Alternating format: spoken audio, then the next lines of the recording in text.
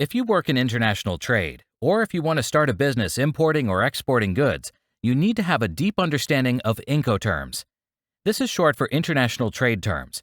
They are basically delivery terms used in international trade, so both the buyer and the seller are on the same page when it comes to what obligations they each have in regards to shipping the goods to their final destination. In this tutorial, we'll be covering the most recent version, Incoterms 2020, which haven't really changed much from the previous versions. So let's get started.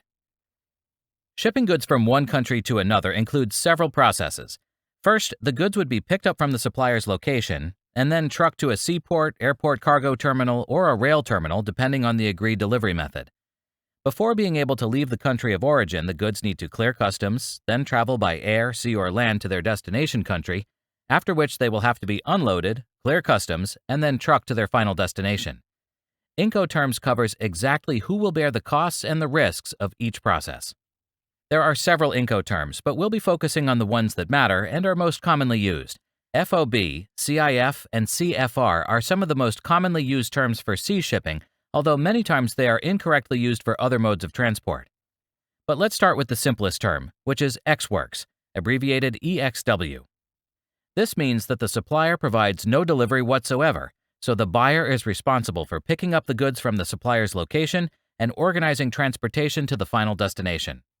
So on a contract or invoice, this term would be written as EXW and the city or location where the goods will be available for pickup. Next, there's FOB, one of the terms most commonly used for shipping by sea.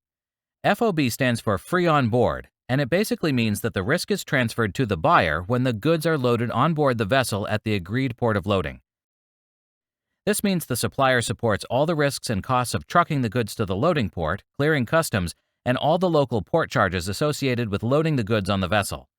The buyer is responsible for all the remaining costs to the final destination, like ocean freight, destination port charges, customs clearance, and transport to the final destination.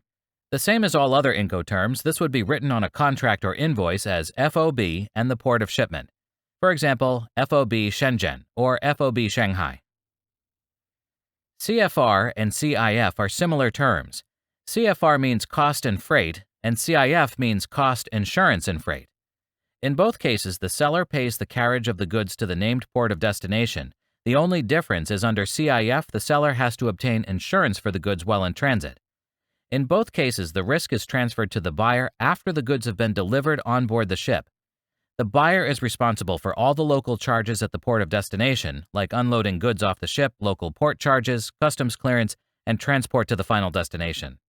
We're about done with the most commonly used terms for sea shipping, so now let's see two of the most commonly used terms for any type of transport method, DDU and DDP. Let's talk about DDP first, which is delivery duty paid. The seller is responsible for all the risks and costs until the goods have reached the specified place of arrival, ready to be unloaded. So the seller handles all the delivery and import formalities and duties to the final destination. This is also many times called door-to-door delivery. DDU is an older term from Incoterms 2000, but it is so popular that it is still being used today. It means delivery duty unpaid, and similar to DDP, it means the seller is responsible for all risks and costs to the place of arrival, except import formalities and duties. Since a lot of traders still prefer using this older term in trade documents, it's mandatory when using DDU shipping to mention as per Incoterms 2000 in the documents. In Incoterms 2020, the closest term to DDU is DAP, which stands for Delivered at Place. The same as DDU, the seller is responsible for all the risks till the goods have reached the destination ready to be unloaded, except any import formalities and duties. One way or another, delivery terms will affect either product costs or shipping costs, so when negotiating either with customers or suppliers, it's important to know what delivery terms to choose. So we'll be focusing on that in our next video. Till next time, please remember to like this video, and if you're new to this channel, please subscribe to catch the next video. Thanks for watching, and see you next time.